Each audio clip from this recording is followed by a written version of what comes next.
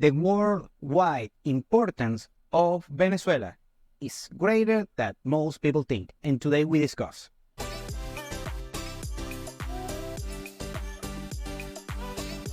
Welcome to Venezuela Insider, the only place in Venezuela for expats, digital nomads, entrepreneurs, investors, travelers, and related internationals. For more information, venezuelainsider.com. Since the recent events in Venezuela, I'm talking, of course, mostly on 2017, most people worldwide think that Venezuela is just this poor and troublemaker place in Latin America that is basically a dreadful place and with impoverished citizens and a quote-unquote bad government, but is not exactly the case, of course. Every news that you hear about Venezuela regarding the issues that I just mentioned, of course, is most likely true. But in reality, Venezuela is way more than that. First, Venezuela is not a quote-unquote poor country. It's a country that has been impoverished. We suffered an 80% GDP collapse from 2013 to 2018, and right now we are on a quote-unquote recovery, around 25% of GDP. However, Venezuela has always been one of the quote-unquote richest countries in Latin America. I have to underline Latin America. But actually, during the 50s, Venezuela was a top 5 country regarding GDP per capita. And during the 70s and the 80s, Venezuela was a top 10 country regarding GDP per capita. And of course, when we think about Venezuelan economics, we think about the oil industry. We know that Venezuela has the largest proven oil reserves in the world, even larger than Saudi Arabia. And some people mention that, of course, the crude oil in Saudi Arabia is more valuable. It's more regarding the grand scheme of things, the oil industry. The light crude oil, that most of the light crude oil is, of course, in Saudi Arabia. Most of the crude oil is light crude oil. Meanwhile, in Venezuela, most of the crude oil, the reserves, is heavy crude oil.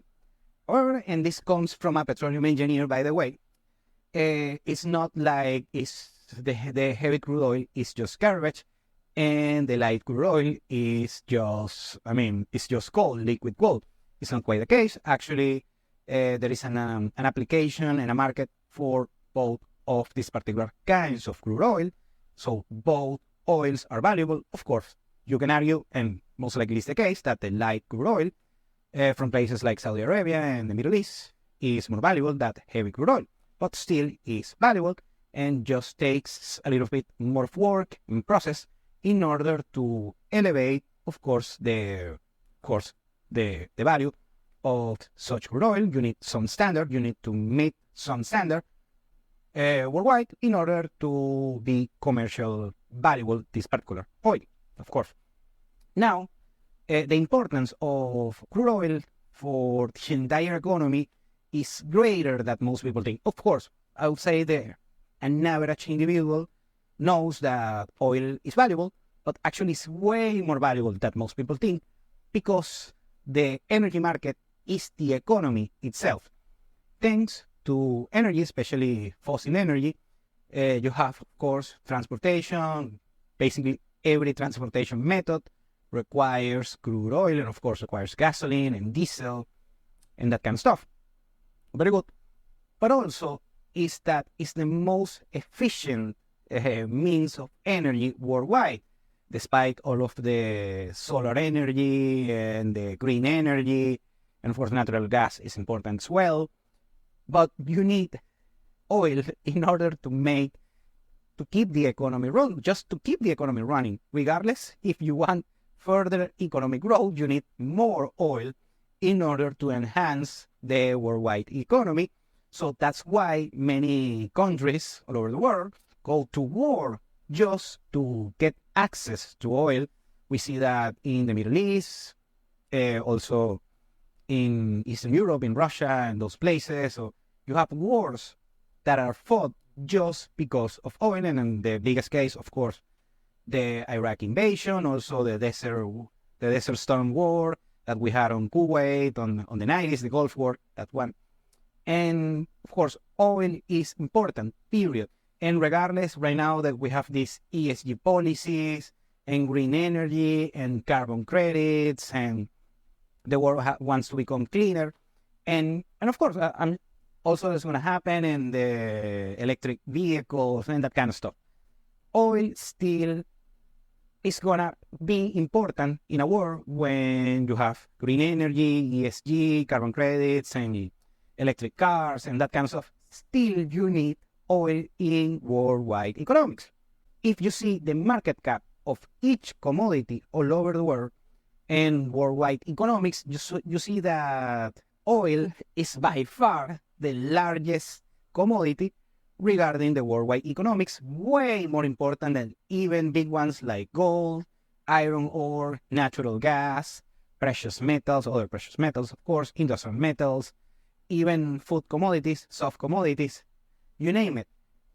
The oil industry is important, period, for worldwide economics, politics, you name it. Now, putting aside oil, still, Venezuela, with all of the crisis that we are closer to the bottom of the situation rather than close to the top of the situation, still Venezuela is very important. Still, Venezuela is roughly one of the 50 richest economies in the world, talking about GDP, just nominal GDP. You can see the chart. And also, we have to think about Venezuela has a very strategic location in the world. It is on the north of South America. It's very close to the Panama Canal, also very close to the United States, just a few hours drive, of course, in a plane, in an aircraft. And still very important for worldwide politics, despite the fact that the political situation is on turmoil since the past couple of decades. Still, Venezuela is very important. It's a topic of discussion by many superpowers. Every superpower has some interest in Venezuela that goes from the United States, that they are very keen on the situation in Venezuela. If they are good or not, that's a completely different matter. The European Union, so basically every Western superpower has some interest in Venezuela. I'll say Japan, I'll put it aside still. And also you have the quote-unquote Eastern superpowers, China, Russia, Iran. Of course, Venezuela is member of OPEC, the worldwide oil cartel. So most of the Middle Eastern nations, talking the oil producers like Saudi Arabia, they have a direct relationship with Venezuela. And it's a topic of discussion because it's an important strategic place on geopolitics. And also we have to talk about, of course, the situation with the migration. Venezuela has around 35 million people, both abroad and within Venezuelan soil. And we have over 7 million migrants all over the world. And of course, that affects other places in Latin America and South America, right now the United States, on a lesser degree on Western Europe, but there are Venezuelans abroad. Recently, I reacted to a very popular Venezuelan YouTuber named David Placer, and he travels all over the world in order to meet migrants, Venezuelan migrants. They are everywhere. I'm talking in Africa, in Asia, in Iceland, actually. Besides, the traditional hubs of in Miami, New York, in Texas, in Madrid, and Santiago, Chile, or Buenos Aires, and you name it. So Venezuela is all over the news, mostly for bad things, and sadly not for the good things. That is a beautiful country to visit. It's a country that I strongly think that has a lot of potential. Right now the situation is not great, it's not excellent. It's way better than most people think, still not an ideal situation, especially for the average Venezuelan. But still, this is a country, and this is something, if you have to take something from this particular video, this particular message, is that Venezuela is not this third poor country that you might think it is. Has been impoverished a lot. I'm not going to discuss why. I did it many times here on the channel. And it's not a simplistic explanation. But the most important thing is that when you come to Venezuela, you can see right from the get-go that first, it's not cheap. It's not cheap at all. Trust me, I just overpay for my lunch, and I pay more than I thought that I'm going to pay just for my lunch. Without a drink, by the way. I was thinking about it. So it's not a cheap place. Also, Venezuela, but it's a fun place. I mean, it's a very particular, the economic dynamic, very particular, is far from being the best. But you can see, even in the worst scenarios in the Venezuelan economy, you see a lot of movement.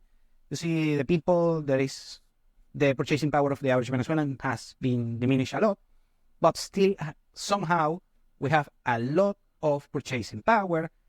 Also, we have a lot of value here. And of course, the politics and how the Western media portrayed Venezuela is a draconian place, but it's a very interesting place. I have to say, I'm very proud of being Venezuelan, and I know it's hard to be Venezuelan. I'm not gonna let's not kid ourselves, but it's a very particular place that you have to figure out for yourself. And in case you're not interested in do so, and by the way, that's cool. And you still have to know that Venezuela is more than just a third world country. That it isn't, by the way. It's very important for worldwide economics and politics, and it's a country that you should know a thing or two before just disregard it. Thank you for watching Venezuela Insider. Please like, share, and subscribe. Follow us on social media. If you want to work with us, VenezuelaInsider.com. Thanks again and have a nice day.